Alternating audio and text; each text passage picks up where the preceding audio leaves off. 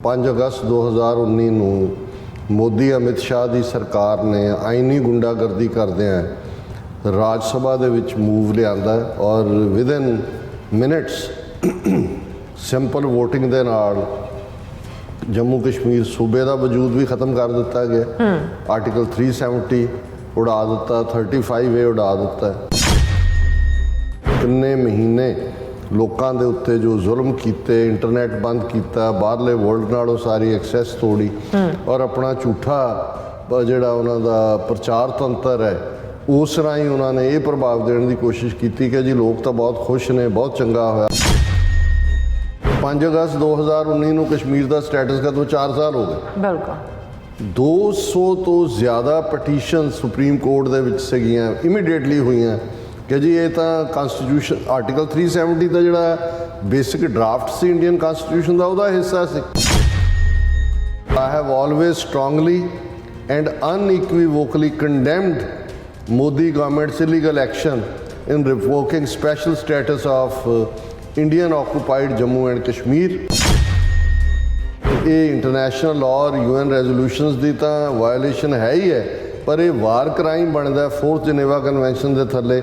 ਜਿਵੇਂ Indian occupied Jammu Kashmir ਦੀ demography ਬਦਲੀ ਜਾ ਰਹੀ ਹੈ। ਸਭ ਤੋਂ ਜ਼ਿਆਦਾ ਜਿਹੜੀ ਬਦਕਿਸਮਤੀ ਦਾ ਔਰ ਅਫਸੋਸ ਦਾ ਪਾਰਟ ਹੈ ਕਿ ਜਿਹੜੀ ਇੰਟਰਨੈਸ਼ਨਲ ਕਮਿਊਨਿਟੀ ਹੈ ਉਹ ਚੁੱਪ ਕਰਕੇ ਬੈਠੀ ਹੈ ਔਰ ਇਸ ਮੁੱਦੇ ਤੇ ਉਹਨਾਂ ਨੂੰ ਹਿਊਮਨ ਰਾਈਟਸ ਦਾ ਨਜ਼ਰ ਨਹੀਂ ਆਉਂਦੇ।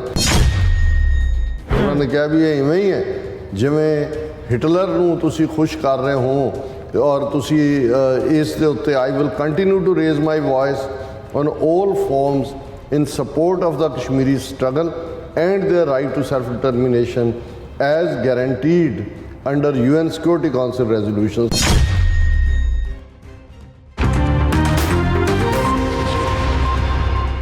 ਦਰਸ਼ਕੋ, ਬ੍ਰੇਕ ਤੋਂ ਬਾਅਦ ਤੁਹਾਡਾ ਸਭ ਦਾ ਭਰਪੂਰ ਸਵਾਗਤ ਹੈ। ਸੋ ਵੀਰਸ, ਗੱਲਬਾਤ ਕਰਨ ਜਾ ਰਹੇ ਹਾਂ ਕਿ 5 ਅਗਸਤ 2019 ਨੂੰ ਮੋਦੀ ਅਮਿਤ ਸ਼ਾਹ ਦੀ ਸਰਕਾਰ ਨੇ ਜੰਮੂ ਕਸ਼ਮੀਰ ਵਿਚਲਾ ਆਰਟੀਕਲ 370 ਖਤਮ ਕਰ ਦਿੱਤਾ ਸੀ ਅਤੇ ਸੂਬੇ ਦਾ ਜਿਹੜਾ ਵਜੂਦ ਹੈ ਉਹ ਵੀ ਖਤਮ ਕਰਕੇ ਉਸ ਨੂੰ ਯੂਨੀਅਨ ਟੈਰੀਟਰੀ ਬਣਾ ਦਿੱਤਾ ਸੀ।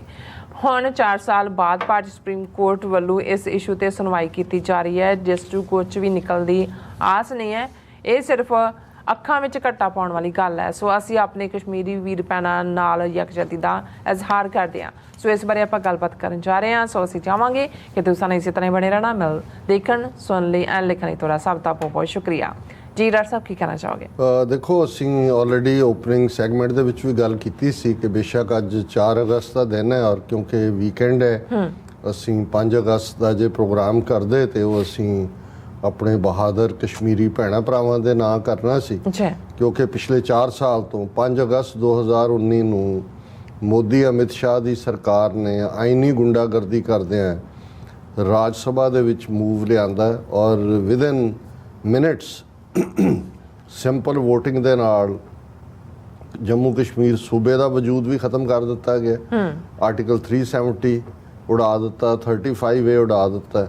ਲਦਾਖ ਨੂੰ ਯੂਨੀਅਨ ਟੈਰੀਟਰੀ ਬਣਾ ਦਿੱਤਾ ਔਰ ਜੰਮੂ ਔਰ ਕਸ਼ਮੀਰ ਨੂੰ ਵੀ ਯੂਨੀਅਨ ਟੈਰੀਟਰੀ ਬਣਾ ਦਿੱਤਾ, ਉਹਦਾ ਸੂਬੇ ਦਾ ਵਜੂਦ ਵੀ ਖਤਮ ਕਰਤਾ।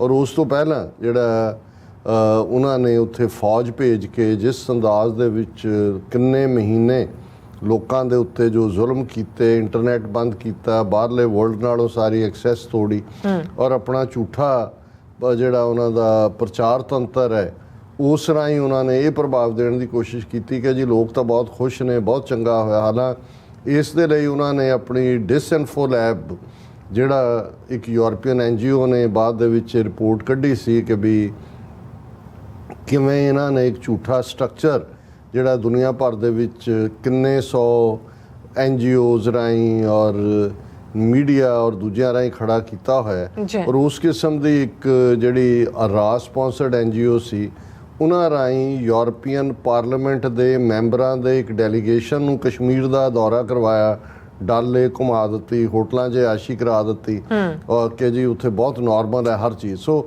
ਇਸ ਸਭ ਦੇ ਚਲਦਿਆਂ 4 ਸਾਲ ਬਾਅਦ ਵੀ ਹੁਣ ਦੇਖਣ ਵਾਲੀ ਗੱਲ ਇਹ ਹੈ ਵੀ ਕੁਝ ਲੋਕ ਜਿਨ੍ਹਾਂ ਨੂੰ ਹਮੇਸ਼ਾ ਹੀ ਉਹ ਅੰਗਰੇਜ਼ੀ ਦੀ ਗੱਲ ਹੈ ਕਿ ਹੋਪਿੰਗ ਅਗੇਂਸਟ ਹੋਪ, ਹੁਣ ਅੱਜ ਭਾਰਤੀ ਸੁਪਰੀਮ ਕੋਰਟ ਨੇ ਰਾਹੁਲ ਗਾਂਧੀ ਨੂੰ ਜਿਹੜਾ ਉਹਦੇ ਤੇ ਜੋ ਕੇਸ ਉਹਨੇ ਇਹ ਕਿਹਾ ਸੀ ਵੀ ਇਹ ਕੀ ਕਾਰਨ ਹੈ ਕਿ ਸਾਰੇ ਮੋਦੀ ਚੋਰ ਨੇ ਜਿਹੜੇ ਬਾਹਰ ਦੌੜਦੇ ਨੇ ਜਾਂ ਦੂਜੇ, ਉਹਨੂੰ ਗੁਜਰਾਤ ਦੇ ਕੋਰਟ ਨੇ ਸਜ਼ਾ ਜਿਹੜਾ ਉਹਨੂੰ 2 ਸਾਲ ਦੀ ਸਜ਼ਾ ਸੁਣਾਈ, ਗੁਜਰਾਤ ਦੇ ਹਾਈ ਕੋਰਟ ਨੇ ਉਹਨੂੰ ਮੇਨਟੇਨ ਰੱਖਿਆ। ਅੱਜ ਸੁਪਰੀਮ ਕੋਰਟ ਨੇ ਉਹ ਸਜ਼ਾ ਵਾਲੀ ਮੱਦ ਖਤਮ ਕਰ ਦਿੱਤੀ ਕਿਉਂਕਿ ਉਹਦੀ ਮੈਂਬਰ ਪਾਰਲੀਮੈਂਟ ਵੀ ਚਲੀ ਗਈ ਸੀ। ਹੁਣ ਅੱਜ ਉਹਨੂੰ ਲੈ ਕੇ ਬੜੇ ਜਸ਼ਨ, ਤੁਸੀਂ ਜਿੰਨੇ ਇਸ ਵੇਲੇ ਮੀਡੀਆ ਦੇ ਵਿੱਚ ਉਹਨਾਂ ਦੀ ਡਿਸਕਸ਼ਨ, ਇਵਨ ਯੂਟਿਊਬਰ ਵੀ ਉਹ ਵੀ ਕਹਿ ਰਿਹਾ ਰਾਹੁਲ ਗਾਂਧੀ सच की जीत होती है, आज हो कल हो परसों हो, बड़ा जस्टिस। ਉਹਨਾਂ ਨੂੰ ਕੋਈ ਪੁੱਛੇ ਕਿ ਵੀ ਜੇ ਸੱਚ ਦੀ ਜਿੱਤ ਹੁੰਦੀ ਹੈ ਤੇ ਜਿਹੜੇ ਤੁਹਾਡਾ ਥਰੜਾ ਕੋਰਟ ਸੀ, ਗੁਜਰਾਤ ਦਾ ਹਾਈ ਕੋਰਟ ਸੀ, ਉਹ ਅਦਾਲਤਾਂ ਨਹੀਂ ਸੀ। ਪਰ ਅਸੀਂ ਜੇ ਆਪਣੇ ਐਂਗਲ ਤੋਂ ਹੀ ਦੇਖੋ, ਹੁਣ 2 ਹਫ਼ਤਾ ਪਹਿਲਾਂ ਉਹ ਦਿੱਲੀ ਕਮੇਟੀ ਵਾਲੇ ਮਨਜਿੰਦਰ ਸਿਰਸਾ ਤੋਂ ਕਾਲਕਾ ਕੇ ਕੀ ਹੈ ਉਹ ਪ੍ਰੈਸ ਕਾਨਫਰੰਸ ਕਰਕੇ ਕਹਿ ਰਹੇ ਸੀ ਕਿਉਂਕਿ ਲੋਅਰ ਕੋਰਟ ਨੇ ਜਿਹੜਾ ਜਗਦੀਸ਼ ਟਾਈਟਲਰ ਦੇ ਜਿਹੜਾ ਉਹ ਗ੍ਰਿਫਤਾਰੀ ਦਾ ਆਰਡਰ ਕੱਢਿਆ ਸੀ ਕਿ ਦੇਖੋ ਅਸੀਂ 39 ਸਾਲ ਬਾਅਦ ਜਸਟਿਸ ਹੋ ਗਿਆ, ਫਲਾਣਾ ਹੋ ਗਿਆ।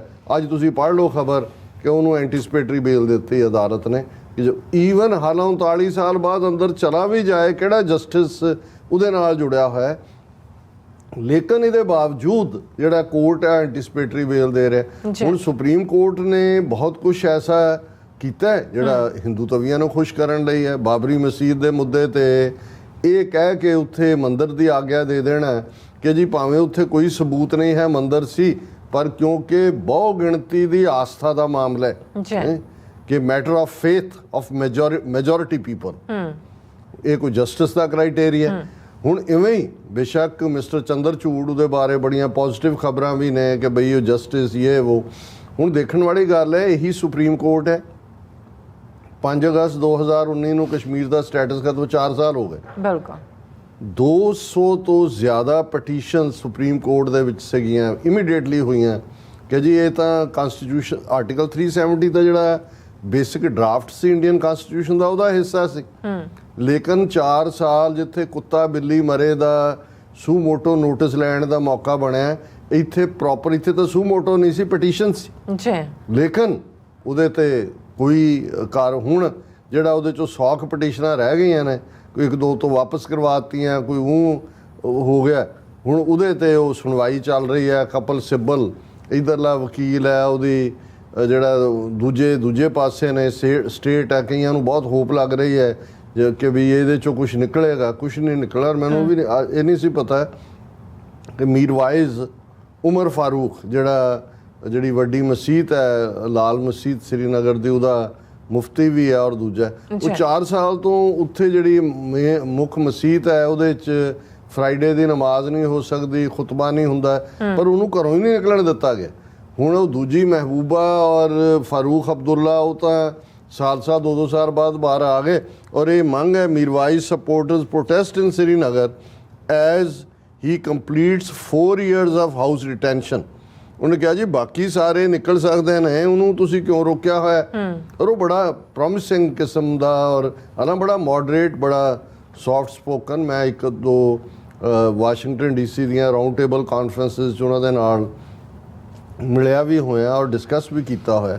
ਹੁਣ ਇਸ ਸਾਰੇ ਦੇ ਚੱਲਦੇ ਆ ਮੀਡੀਆ ਭਰਿਆ ਹੋਇਆ ਜੀ। ਸਿੱਬਲ ਨੇ ਇਹ ਕਹਿ ਦਿੱਤਾ scrapping article 370 mosaic of illegality Sibal to top court if there is no mechanism to abrogate it even when people want। और सुप्रीम कोर्ट उन्होंने पूछ रहे कि जी ये कोई जिवें सैकुलर और फलाना टिमका संविधान है, आफ्टर ऑल किसी को तो हक होना कि पार्लीमेंट को हक नहीं सी बिल्कुल कि वो एब्रोगेट करदा। होना ये है भी ईवन इहदे फैसले च भी इन द एंड वो टैप ऑन द रिस्ट होएगा सुप्रीम कोर्ट का कि जी इरेगुलरिटी हुई फॉरन, क्योंकि कॉन्स्टिट्यूएंट असैंबली तो है ही नहीं जम्मू कश्मीर च और दूजा, लेकिन इहदी कोई नॉट ए जिन्हों कहते हैं इन्नी पॉसिबिलिटी भी नहीं है as a snowflake in the hell कि भी इनू आर्टिकल 370 वो वापस ले आन, 35A वापस ले आन। 4 साल तो उन्होंने सब कुछ जोड़ा वो तहस नहस कर दिता है, सारे आबादी डर्टी डीज और दूजे तीजे। और इस मुद्दे के उत्ते ਜਿਹੜਾ ਅੱਜ ਇਮਰਾਨ ਖਾਨ ਉਹਨਾਂ ਦਾ ਵੀ ਟਵੀਟ ਹੈ, ਕਿਉਂਕਿ ਹੋਰ ਤਾਂ ਮੈਨੂੰ ਪਾਕਿਸਤਾਨ 'ਚ ਕਿਸੇ ਦਾ ਨਜ਼ਰ ਨਹੀਂ ਆਇਆ। ਔਰ ਮੈਂ ਜਿੱਥੇ ਅਸੀਂ ਯਕਜ਼ੈਦੀ ਦਾ ਇਜ਼ਹਾਰ ਕਰਦੇ ਹਾਂ ਆਪਣੇ ਕਸ਼ਮੀਰੀ ਭੈਣਾਂ ਭਰਾਵਾਂ ਦੇ ਨਾਲ, ਉਹਦੇ 'ਚ ਮੈਂ ਇਮਰਾਨ ਖਾਨ ਦੇ ਇਸ ਟਵੀਟ ਨੂੰ ਪ੍ਰੋਗਰਾਮ ਦਾ ਹਿੱਸਾ ਬਣਾਉਣਾ ਚਾਹੁੰਦਾ ਕਿ I have always strongly and unequivocally condemned Modi government's illegal action in revoking special status of Indian occupied Jammu and Kashmir. Not only did India brazenly violate international law and UN resolutions, but it also committed a war crime under 4th Geneva Convention by altering demography of Indian occupied Jammu and Kashmir. What is very unfortunate is how the powerful in the international community continue to adopt a discriminatory approach towards the issue of human rights. उनका मैं condemn करदा है Modi government का illegal action और ये international law और UN resolutions की तो वायलेशन है ही है, पर ये वार क्राइम बनता है 4th जनेवा कन्वेंशन के थले। जिवें इंडियन ऑक्यूपाइड जम्मू कश्मीर की डेमोग्राफी बदली जा रही है, अच्छा पर सब तो ज़्यादा जी बदकिस्मती का और अफसोस का पार्ट है कि जी इंटरनेशनल कम्यूनिटी है वो चुप करके बैठी है और इस मुद्दे ते उन्होंने ह्यूमन राइट्स का नज़र नहीं आते। This acceptance by powerful of India's continuing HR violation with impunity is similar to Munich and appeasement of Hitler. उन्होंने कहा भी ये इवें ही है जिमें हिटलर ਨੂੰ ਤੁਸੀਂ ਖੁਸ਼ ਕਰ ਰਹੇ ਹੋ ਔਰ ਤੁਸੀਂ ਇਸ ਦੇ ਉੱਤੇ I will continue to raise my voice on all forms in support of the Kashmiri struggle and their right to self-determination as guaranteed under UN Security Council resolutions ਕਿ ਮੈਂ ਉਹ ਕਸ਼ਮੀਰੀਆਂ ਦੇ ਹੱਕ 'ਚ ਆਵਾਜ਼ ਬੁਲੰਦ ਕਰਦੇ ਰਵਾਂਗਾ ਜਦੋਂ ਤੱਕ ਉਹਨਾਂ ਨੂੰ ਜਿਹੜਾ ਆਪਣਾ ਸਵੈ ਨਿਰਣੇ ਦਾ ਹੱਕ ਨਹੀਂ ਮਿਲਦਾ, ਜਿਹੜਾ ਕਿ ਯੂਨਾਈਟਿਡ ਨੇਸ਼ਨ ਸਿਕਿਉਰਿਟੀ ਕਾਉਂਸਲ ਦੇ ਰੈਜ਼ੋਲੂਸ਼ਨਸ ਦੇ ਵਿੱਚ ਮੰਨਿਆ ਗਿਆ। ਅਸੀਂ ਵੀ ਅੱਜ ਦੇ ਦਿਨ ਜਿਹੜਾ ਇਸ ਪ੍ਰੋਗਰਾਮ ਰਾਹੀਂ ਟ੍ਰਿਬਿਊਟ ਦਿੰਦੇ ਆ ਉਹਨਾਂ ਬਹਾਦਰ ਕਸ਼ਮੀਰੀ ਨੌਜਵਾਨਾਂ ਨੂੰ, ਬੀਬੀਆਂ ਨੂੰ, ਜਿਨ੍ਹਾਂ ਨੇ ਇਸ ਸਟਰਗਲ ਨੂੰ ਜਾਰੀ ਰੱਖਿਆ ਹੋਇਆ। ਔਰ ਸਾਡਾ ਹਮੇਸ਼ਾ ਹੀ ਜਦੋਂ ਅਸੀਂ ਇਹ ਕਹਿੰਦੇ ਹਾਂ ਕਿ ਭਾਈ ਸਾਡਾ ਦੁਸ਼ਮਣ ਵੀ ਇੱਕ ਹੈ ਔਰ ਉਹੀ ਤੌਰ ਤਰੀਕੇ ਜੋ ਜੰਮੂ ਕਸ਼ਮੀਰ 'ਚ ਉਹਨਾਂ ਦੀਆਂ ਪੋਲੀਟੀਕਲ ਐਸਪੀਰੇਸ਼ਨਸ ਨੂੰ ਖਤਮ ਕਰਨ ਲਈ ਵਰਤੇ ਜਾ ਰਹੇ ਨੇ, ਉਹੀ ਦੁਹਰਾਅ ਪੰਜਾਬ ਦੇ ਵਿੱਚ ਹੈ। ਪਰ ਅਲਟੀਮੇਟਲੀ ਬੜੇ ਬੜੇ ਐਮਪਾਇਰ ਇਸ 6-7 ਹਜ਼ਾਰ ਸਾਲ ਦੀ ਇਨਸਾਨੀ ਤਾਰੀਖ 'ਚ ਆਏ, ਗਾਇਬ ਹੋ ਗਏ। ਜਿਹੜੇ ਲੋਕ ਸੱਚ ਹੱਕ ਇਨਸਾਫ ਲਈ ਖਲੋਂਦੇ ਨੇ, ਰੱਬ ਉਹਨਾਂ ਦੇ ਨਾਲ ਹੁੰਦਾ। ਅਲਟੀਮੇਟਲੀ ਜਿੱਤ ਸੱਚ ਦੀ ਹੋਏਗੀ, ਖਾਲਿਸਤਾਨ ਵੀ ਆਜ਼ਾਦ ਹੋਏਗਾ ਔਰ ਭਾਰਤੀ ਕਬਜ਼ੇ ਵਾਲਾ ਜੰਮੂ ਕਸ਼ਮੀਰ ਵੀ ਇਹਨਾਂ ਹਿੰਦੂ ਤਵੀਆਂ ਦੀ ਚੁੰਗਲ ਚੋਂ ਆਜ਼ਾਦ ਹੋਏਗਾ। ਬਿਲਕੁਲ ਜੀ ਰਾਜ ਸਾਹਿਬ, ਤੁਹਾਡਾ ਬਹੁਤ ਬਹੁਤ ਸ਼ੁਕਰੀਆ। ਸਵਾਤ ਲੈਣ ਬ੍ਰੇਕ ਵਿਊਅਰਸ, ਤੁਸੀਂ ਇਸੇ ਤਰ੍ਹਾਂ ਜੁੜੇ ਰਹਿਣਾ। ਮਿਲਦੇ ਹਾਂ ਛੋਟੇ ਜਿਹੇ ਬ੍ਰੇਕ ਤੋਂ ਬਾਅਦ।